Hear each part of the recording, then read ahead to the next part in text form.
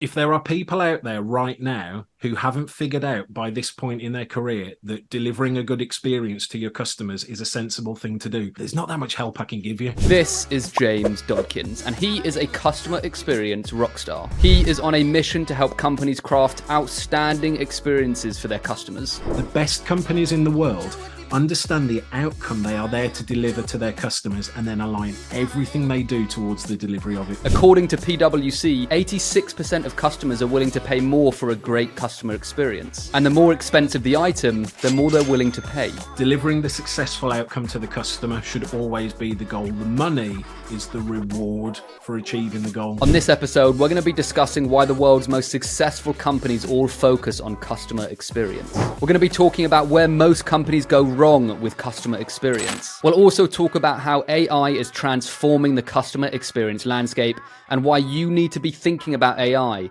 to stay ahead of the game. So, as usual, grab a cuppa or a glass of wine, depending on when you're listening to this, and let's get into it, shall we? Hey, James, how you doing? Yo, good. I'm doing good. How are you?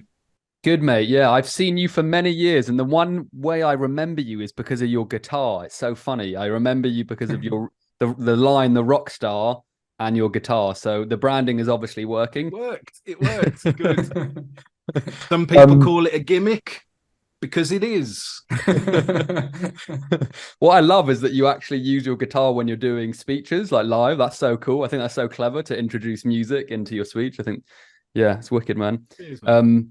Thank you for coming today, dude. Some of my audience might be thinking, Top Billers Toolkit for recruiters and salespeople. Why have you got James on, who's an expert in customer experience? And there's a reason why, because I think not enough people spend time looking after their customers and understanding what a good customer experience is. And I think in any business across any industry, that is so important.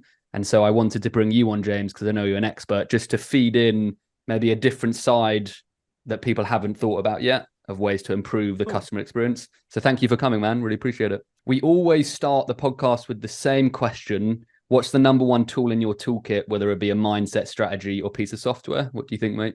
In all honesty, I'd probably say my phone. First time we've had that one. Why would you say your phone, mate? Well, so I make lots of content, lots of video content. I have got all the fancy cameras in the world, all the fancy lights in the world. Got a gimbal. I don't even know what that really is, but I've got one. I find that I make most of my video content just with my phone now when I'm out and about. It's a lot more authentic. It's a lot more immediate. So for me, phone. That's such a good point. I literally ditto that. I make all my content now with my phone. Literally everything. And the brilliant thing is the quality is good enough to get away with it easily. Like the quality is good enough. It's faster. So that's really interesting. I think it's a great point. I think people that want to get into video marketing, they assume you need this massive setup with like all these fancy gadgets. And actually nowadays you don't. A phone is absolutely good enough. And I think it's about focusing on the fundamentals, right? In terms of how you deliver and what you're saying. Yeah. So, have you seen really the guy that makes like music videos with his phone?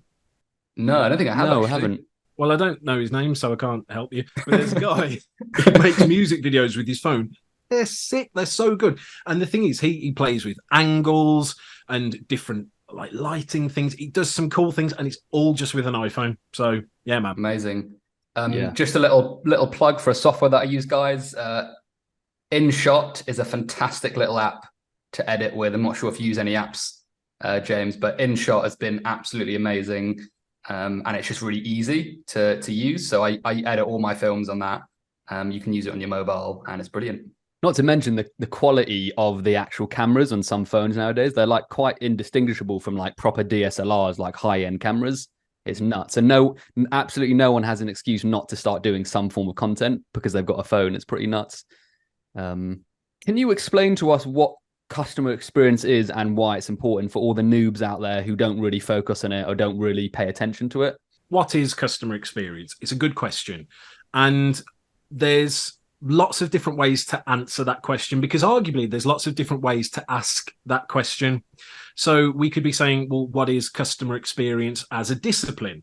Or what is a customer's experience? Or what is a good customer experience? Or what is a customer experience professional? Now, when most people answer this question, they answer, what is a customer experience? And the traditional answer in the customer experience world is the sum of the thoughts, feelings, and interactions a customer has with your company. That's wrong. Right? That is the least customer-centric way to think about what a customer's experience is. It assumes that the only things going on in a customer's life are interactions with you. Now, people out there, I really hate to break it to you, but customers don't do business with you because they want to do business with you. They do business with you because they're trying to achieve a goal or an outcome. So, in my opinion, the true customer-centric way to, define what is customer experience is the sum of the thoughts, feelings, and interactions a customer has along the journey towards the achievement of a goal or an outcome. And when you realize that that is truly a customer's experience, you start to understand that customers are interacting with a lot more than just you, with a lot more businesses, a lot more products and services. Now, can you influence those? Sometimes yes, sometimes no. But do you need to know what they are? Always yes, never no. You definitely need to know what these other interactions with other products and services are on that customer's journey towards achieving that goal or an outcome. The next thing you asked was, why is it important? I've got to be honest with you.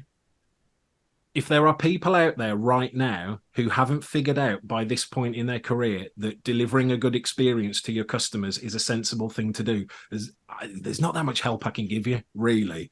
But if there are some people out there, the only way I could probably put it is in musical terms.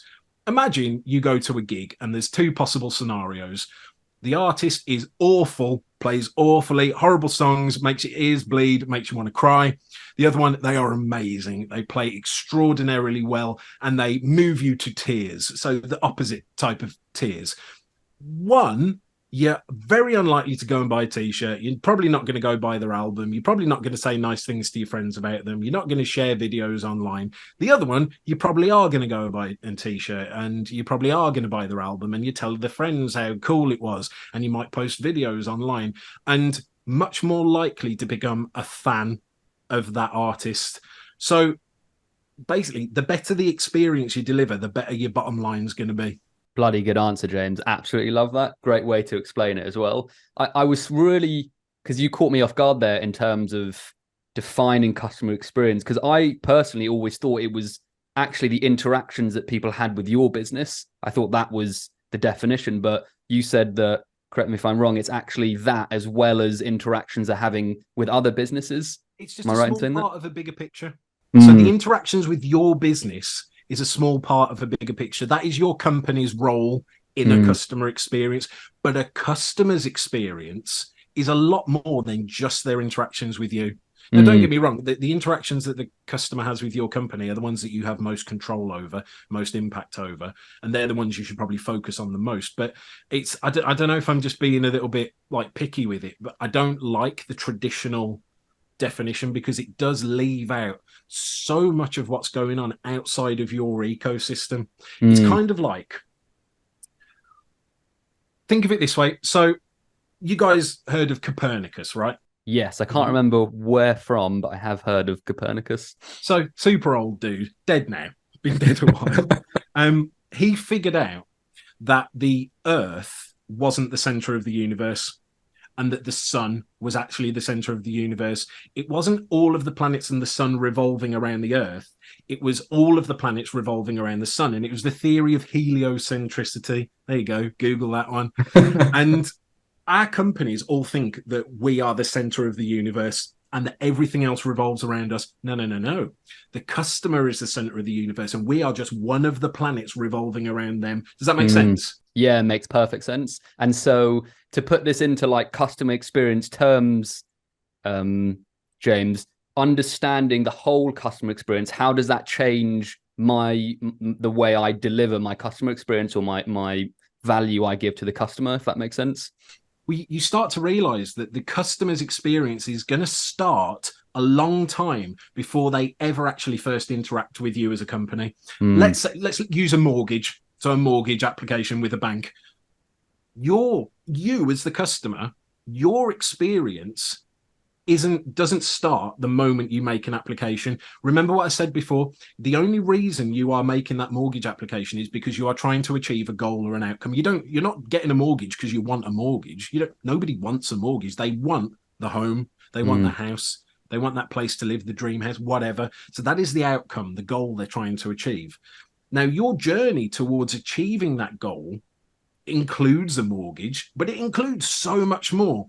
It includes whatever that moment is, that trigger that makes you realize, I need a new home. It might be a new job. It might be a new family member, whatever. It could be anything. So you've got that trigger moment, that very first moment that kicks off the entire experience. And then you start looking at different areas, and then you start looking at different houses. And then there's all of the interactions with the real estate people, or what do we call it in England? Estate agents. Thank you. There you go. I forgot what they were for a second.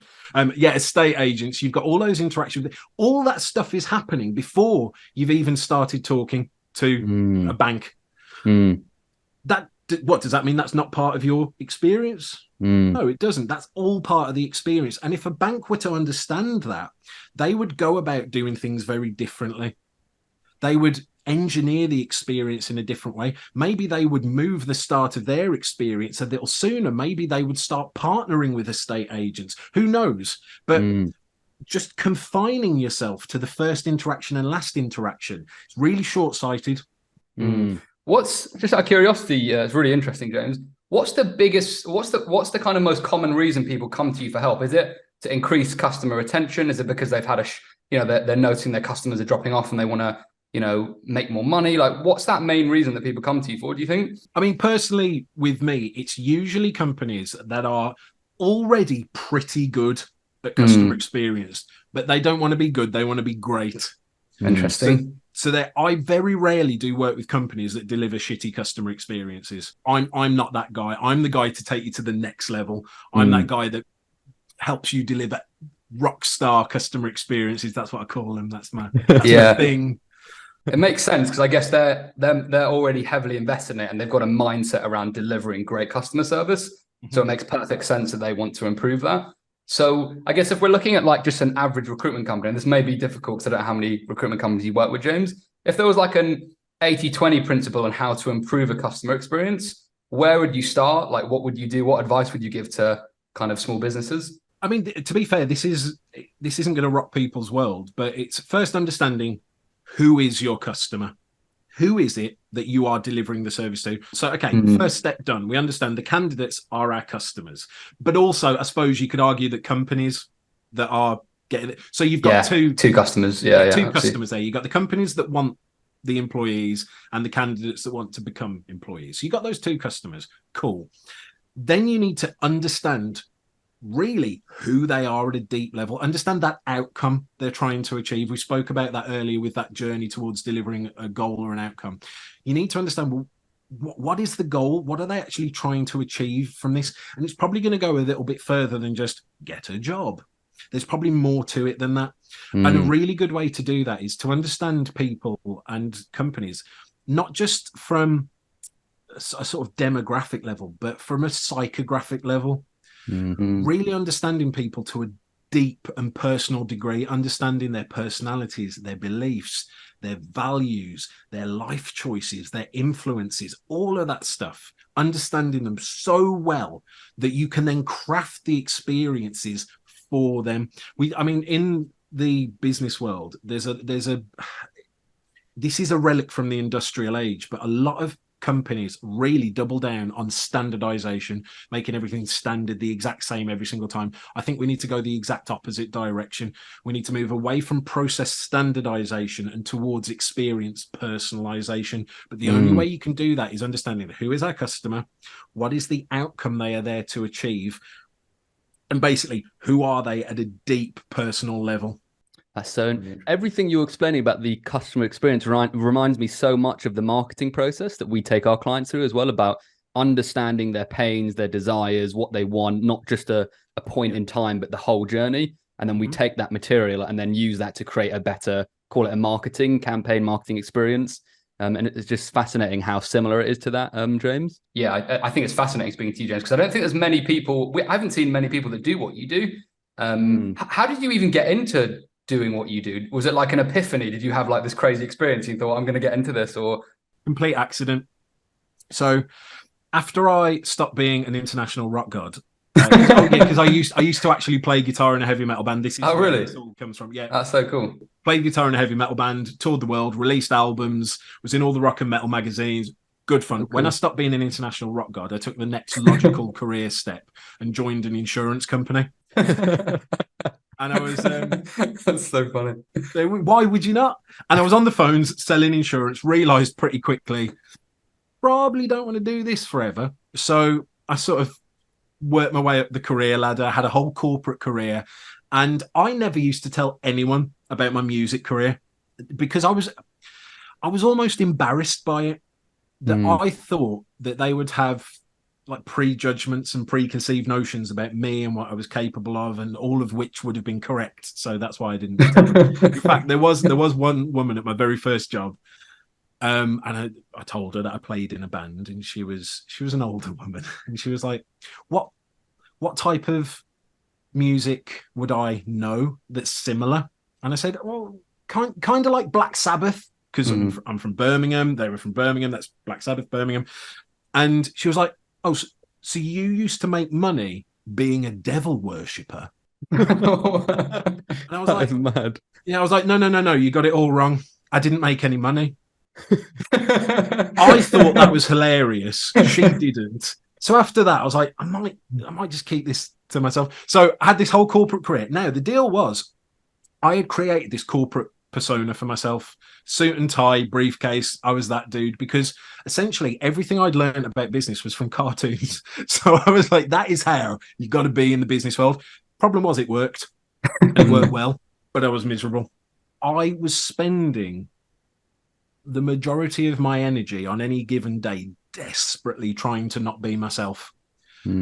And there was a quote from a guy called Jerry Garcia that you may have heard of from the Grateful Dead. And it's, don't try and be the best in the world at what you do.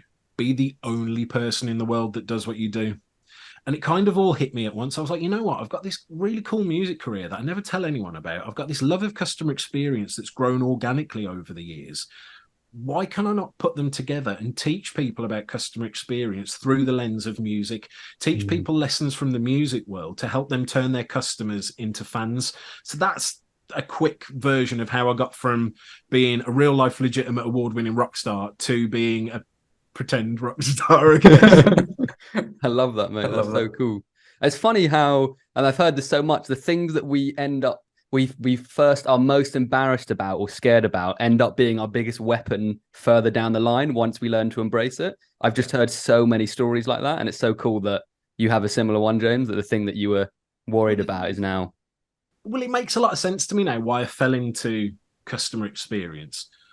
I didn't understand it for a while, but when I look back on it, and it's kind of embarrassing that I didn't make the link sooner, but for me, putting on an amazing show for your fans night after night is exactly the same as delivering an amazing experience for your customers day after day. There are very few jobs in the world where you can positively affect millions of people's lives. Being a musician is one of them. Working in customer experience is another. You can work with a business and improve an experience that improves the lives of millions of people all over the world. And I think that's, I mean, it's, other than being a real life rock star, it's one of the coolest professions you can have. That's awesome. Amazing. I love that, mate.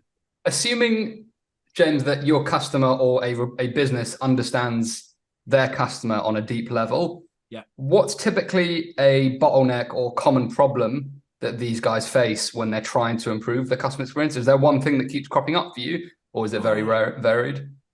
It's varied, man. There's lots of things. Some of it is about buy-in from the top. Sometimes it'll be like flavor of the month. Do customer, like they'll read an article in Harvard Business Review and they'll be like, guys, we need to start doing customer experience. It's like, well, I mean, you've already been doing it. It's just probably badly if that's the mindset that you've got. So buy-in from the top is sometimes difficult. Lots of companies work in silos, so you've got different parts of the business working all over the place. I think of it like this: imagine a Rubik's cube, okay, and the strategy is we want to create a fully, corrected Rubik's Cube, a completed Rubik's Cube. So we want to create a completed Rubik's Cube. So that's our strategy. So we go to the blue department and we say, blue department, your goal is to get 9 blue tiles together on one side. We go to the red department. Your job is to get 9 red tiles together on your side. And we do that to all the different colors.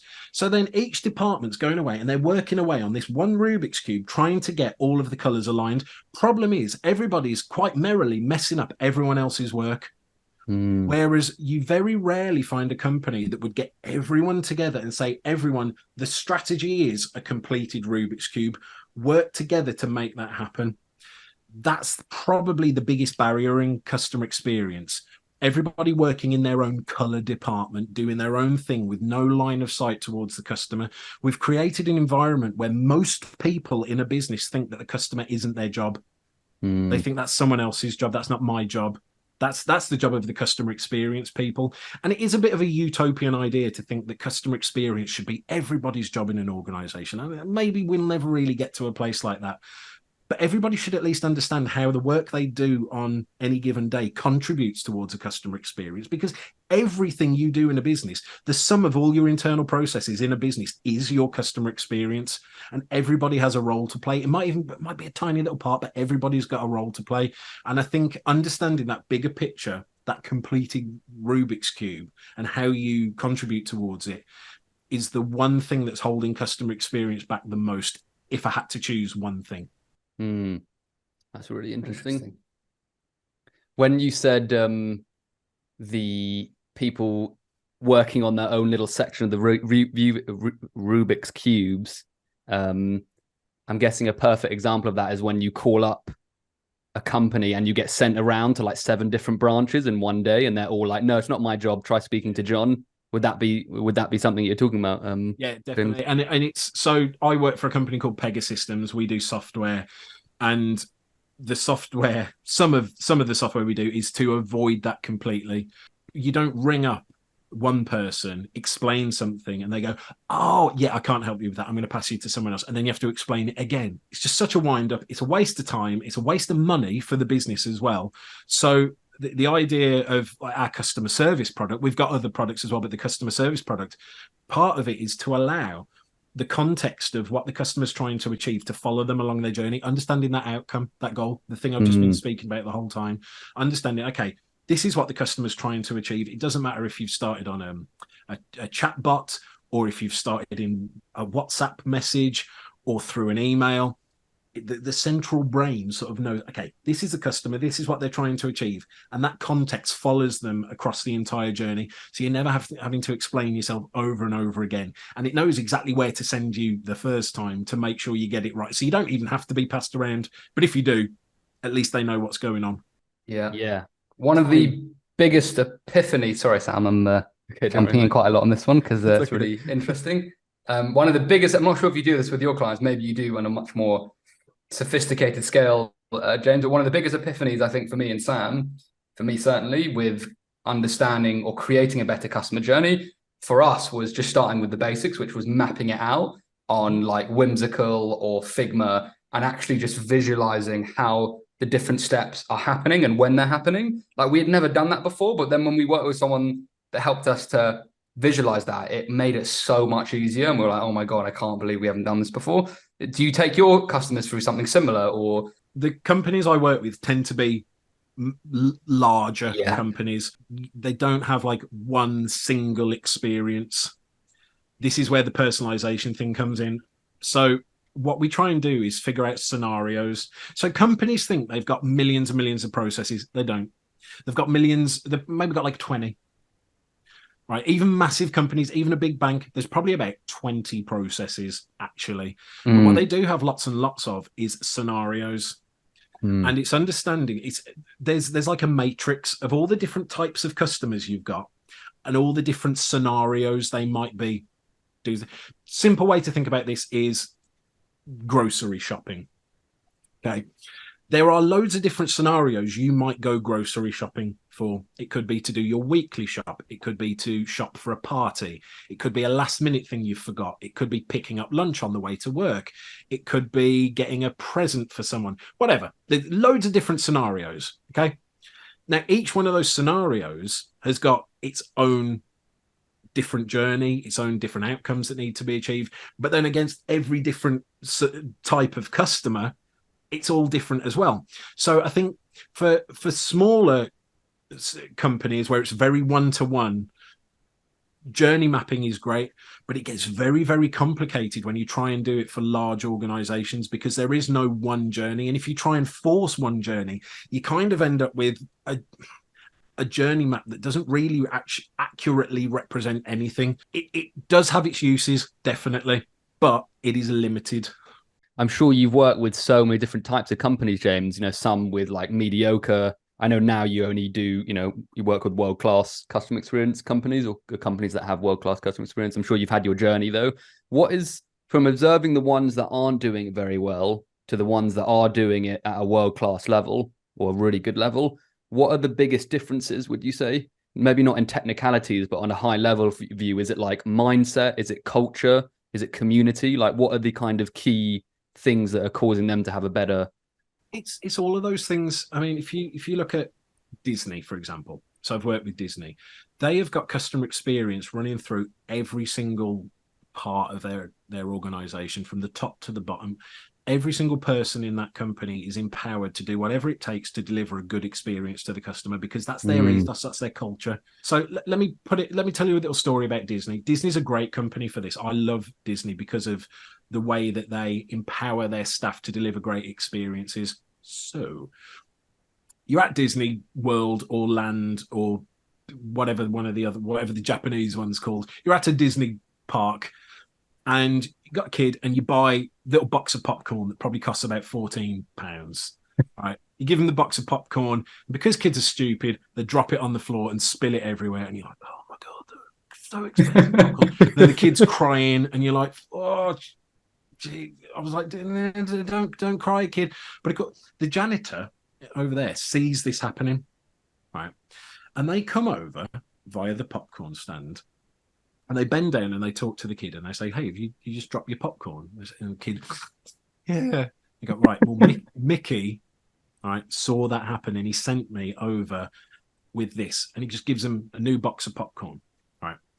Now, it's a true story. That happens every single day at Disney. Wow. Even the janitor, the person sweeping up, is empowered to go and do that to change the experience. Now, Disney understand that the successful outcome for every family visiting one of their theme parks is this idea of magic. Therefore, everything they do is aligned towards the delivery of magic to their customers. That includes the janitor. The janitor realizes that they can go around, just pick up a box of popcorn that probably costs them about 7p to produce, even though they sell it for £14, whatever, that's fine, and give it to the kid and completely change that family's experience. But the question is, when that kid says, hey, how did Mickey know that I dropped my popcorn? What is the only answer the dad can give his kid?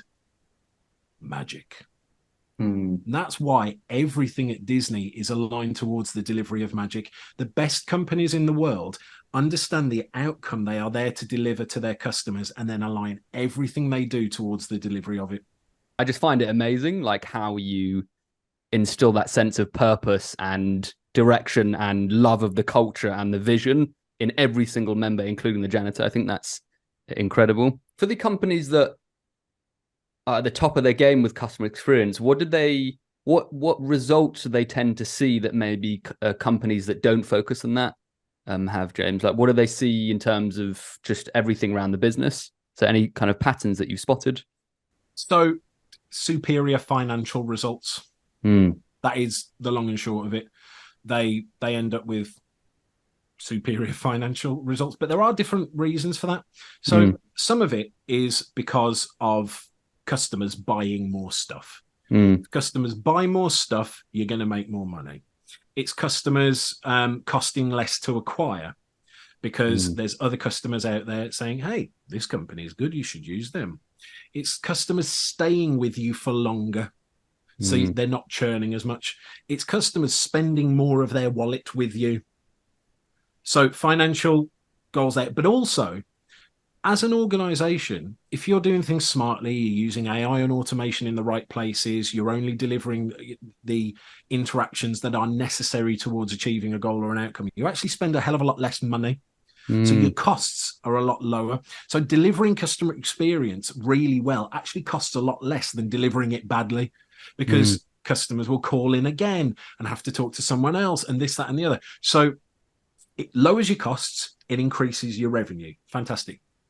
Better, superior financial results. But also, if you are in an organization as an employee where you are empowered to deliver those amazing experiences, you feel like you belong to something bigger than yourself, bigger than the tasks and activities you're doing on a daily basis. So you attract better people, which is good. You have to spend less on trying to attract people to the business. The people that become employees stay for longer because they feel like they've got a purpose in the organization, and they can see how the work they're doing on a daily basis is positively impacting people's lives. So that saves you money as well. And it's like a virtuous cycle, because the better people you get in, the better experiences they deliver. The better experiences they deliver, the more money comes in. The more money that comes in, you can hire better people, and it just goes and goes and goes and goes. So, I mean, like coming back to the recruitment idea, to allow people within your organization the freedom to deliver those amazing experiences makes recruitment a hell of a lot easier. So fascinating. How many knock-on effects good customer experience has. And especially I could go on about that all day. I could just keep going and keep going and keep going, because there is so much stuff that is a benefit of good customer experience.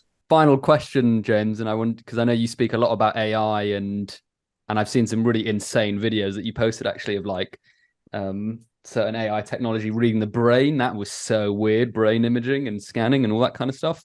How is AI changing customer experience, you think, at the moment specifically, as there's been this surge of AI technology?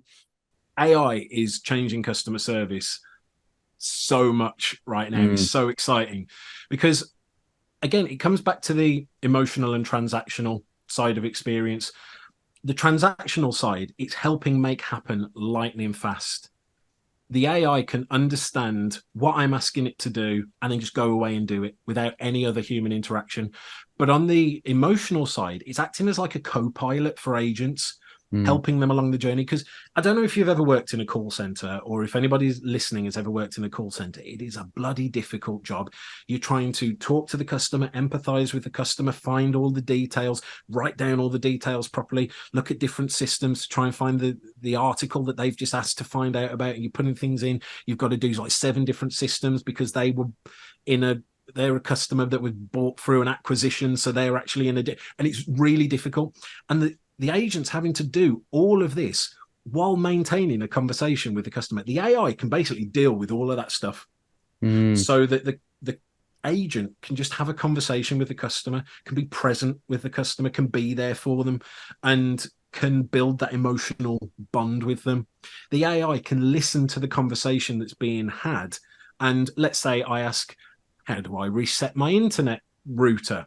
It can bring up the knowledge article. It can show it immediately. I don't have to go and search for it as the agent. It brings it up. And then it suggests other things. It suggests the next best conversation to have. Or maybe it suggests, oh, maybe you want to upgrade to this thing because it's got the 4G backup router. Even, let's say the customer's telling me, oh, and I need to change my address. The AI can listen to the address that the customer is saying and automatically put it into the system.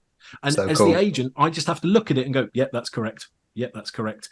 It is, there are so many different use cases with it. But the thing is, it's not just AI in and of itself. It's the unification of AI and automation, because the AI can understand things and it can make decisions, but it's the automation that gets stuff done. The AI by itself, it's not useless. I don't want to say that because it's not true, but it's close to it, unless it actually goes and does stuff with the decisions or the content that's been created. There's no point. So you have to have that automation side of it as well.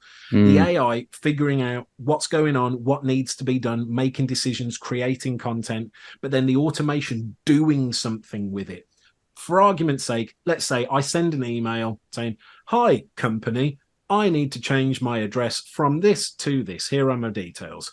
The AI can look at that. You can say, right, this is the customer. This is all correct. They want to change it to this. And then use automation to go and make that change on my behalf. And then create a reply email and send it back to me as the customer. Now, for me as the customer, that's brilliant because it gets done in an instant. It's one of those transactional experiences that can just get done lightning fast. It's great for the company because they haven't had to use a human to deal with something that's arguably very boring to do, which is sit there, read an email, make the change, send an email. But it's boring stuff that people don't really want to be doing. And it frees up the agent's time to deal with the more emotional things. And there's stuff like that happening in every facet of customer experience right now, in every facet of customer service. It's fascinating. We could probably do another podcast on just all that as well. So next season, we've got an episode on why I don't like customer feedback, and then an episode on AI and automation in customer service. There we go. You heard it here first. Awesome. Wicked. Sounds so Thank cool. you for coming today, James. Honestly, I learned so much, and also, it was a brilliant reminder how important the customer experience is for any business. Like, it doesn't matter what level, any business. If you make the customer the center of everything you do, like, you'll just see so many benefits in every area and every facet. So it was a really great reminder for me. So thanks for coming, mate. Really appreciate it. Hey guys, thanks for tuning in to this episode. If you enjoyed it, please don't forget to subscribe on YouTube and Spotify. Tune in for another episode next week, and we look forward to seeing you again very soon. Peace and love.